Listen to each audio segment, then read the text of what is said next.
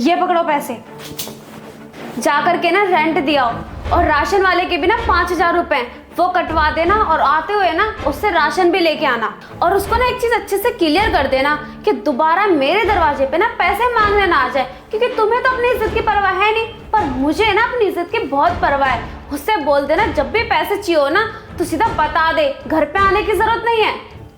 ये सब तो ठीक है दीप, लेकिन इतने सारे पैसे आए कहाँ से तुम्हारे पास? क्योंकि 2 महीने से तो मेरी जॉब भी नहीं है और पैसे भी नहीं कहीं से आ रहे हैं। मुझसे ना ज्यादा सवाल जवाब करने की जरूरत नहीं है, जितना कहा है ना उतना करो, मेरी पूरी जिंदगी खराब करती है।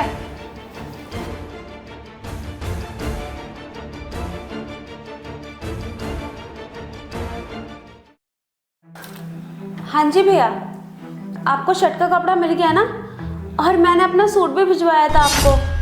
हाँ भैया, दोनों ना अच्छे से सिल देना और फिटिंग ना अच्छी होनी चाहिए। हाँ ठीक है, मैं आपको पेमेंट कर रही हूँ। हाँ अभी कर रही हूँ। ओके चलो अच्छा है, टेलर की तो पेमेंट हो गई है, एक बार होटल वाले से भी पूछ लेती हूँ। हेलो, हाँ जी भैया, कल की टेबल बुक हो गई है ना? थैंक यू सो मच भैया। और हाँ भैया, मेन्यू में प्लीज़ वही रखना जो मैंने आपको बताया था, और बाकी की डिटेल्स ना मैं आपको व्हाट्सअप कर देती हूँ।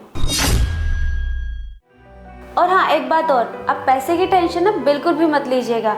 आज जितना मैंने आपको बोला है ना मैं आपको उतने ही कर दूंगी, और अभी ना मैं आपको 50% कर देती हूँ और बाकी के मैं आपको बाद में कर दूंगी। ओके। इसके पास इतने सारे पैसे आ कहाँ से रहे हैं? घर में कुछ तो गलत चल रहा है जो मुझे नहीं पता है। अभी इससे पूछता हूँ। चलो ये भी काम हो गया। दीप, दीप तुम मुझे एक बात बताओ, तुम्हारे पास इतने सारे पैसे आ कहाँ से रहे हैं? पिछले 2 महीने से मेरी जॉब छूटी हुई है ना, मेरे पास कहीं से पैसे आ रहे हैं। तुम इतने सारे पैसे ला कहाँ से रही हो? और हमारे पूरे घर में मेरे अलावा कमाने वाला कोई नहीं है। कहीं तुमने कोई बाहर यार व्यार तो नहीं बना लिया है जो घर के सारे खर्चे तुम मुझसे करवा रही हो? बस सरजेश, अब तुम इसके अलावा ना कुछ और नहीं बोलोगे। तुम्हारे जो मुंह में आ रहा है तुम वो बोलते जा रहे हो। अरे तुम कुछ भी बोलोगे क्या? पागल वागल हो गए, फिर तुम्हारा दिमाग चल गया है? मेरा कोई दिमाग नहीं चला है। जब पिछले 2 महीने से मेरी जॉब छूटी हुई है, घर में पैसा नहीं आ रहा है, तो तुम कहाँ से पैसा ला रही हो? और टेबलें ही किसके लिए बुक हो रही हैं? दिखाओ तो मुझे अपने यार की फोटो। हाँ बना लिया है मैंने यार, क्या कर लोगे तुम? कर क्या सकते हो तुम? बोलो ना क्या करोगे?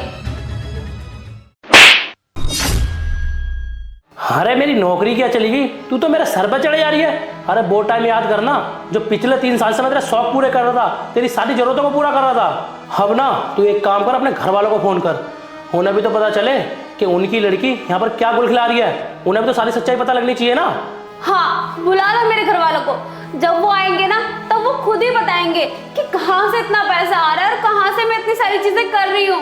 तुम्हें पता भी है कि मैं ये डेकोरेशन, ये कपड़े किसके लिए कर रही थी? अब जब मेरे घर वाले आएंगे ना तो वही आगे तुम्हें सच्चाई बताएंगे कि ये टेबल वगैरह किसके लिए बुक हो रही थी। अच्छा, तो मुझे सारी सच्चाई अब तेरे घर वाले बताएंगे? मतलब कि इस प्लान में तेरे घर वाले शामिल हैं? अरे मेरी नौकरी क्या चली गई, वो भी मुझे गलत समझने लगे अब। बस करो सरदेश, तुम कुछ भी बोले जा रहे हो। अरे तुम्हें पता भी है कि ये सारे पैसे कहाँ से आ रहे हैं, कहाँ से मैं इस घर का खर्चा चला रही हूँ? ये सारे पैसे ना मेरे घर वाले दे रहे हैं मुझे ये घर चलाने के लिए, और मुझे अच्छे से पता था कि तुम एक कितने खुददार इंसान हो ना कि तुम पैसे नहीं लोगे, इसलिए मैंने उनसे कहा था कि आप ये सारे पैसे ना मुझे दे दो ताकि मैं अपना घर चला सकूं। और वही पैसे ना मैंने तुम्हें दिए ताकि तुम घर का रेंट दे के आ जाओ और राशन वाले को भी पैसे दे के आ जाओ। तुम्हें पता है जब उनके पैसे नहीं जाते थे ना तो वो लोग मेरे घर के दरवाजे पे आ करके मुझसे चिल्ला चिल्ला के पैसे मांगते थे, मुझे उल्टा सीधा बोलते थे। तुम्हें तो अपनी इज्जत की परवाह थी नहीं, पर मुझे थी। अरे मुझे बिल्कुल अच्छा नहीं लगता था, आस पड़ोस वाले खड़े होकर के सुनते थे सारी बातें, और मुझे वो चीज बिल्कुल भी अच्छी नहीं लगती थी। इतना गंदा फील होता था ना, ऐसा होता था कि कहीं जाके ना मर जाऊं मैं। और हाँ, तुम इतनी देर से पूछ रहे थे ना कि मैं ये सारी प्रिपरेशन किसके लिए कर रही हूँ, मैं ये सब कुछ तुम्हारे लिए कर रही थी। वो जो कपड़े सिलवा रही थी वो भी तुम्हारे लिए, वो जो मैंने होटल बुक किया था टेबल बुक करी थी वो भी सिर्फ तुम्हारे लिए, क्योंकि तुम भूल गए हो। पर मुझे अच्छे से याद है कि कल तुम्हारा बर्थडे है और ये सब मैं तुम्हारे लिए कर रही थी, तुम्हारे बर्थडे के लिए कर रही थी। और तुम मुझे बोल रहे हो कि मैंने अपना यार बना लिया है। मैं कभी नहीं सोच सकती थी कि तुम मुझे इतना उल्टा सीधा भी बोल सकते हो। मुझे तो सोचते हुए भी शर्म आ रही है कि तुम मेरे पति हो। दीप,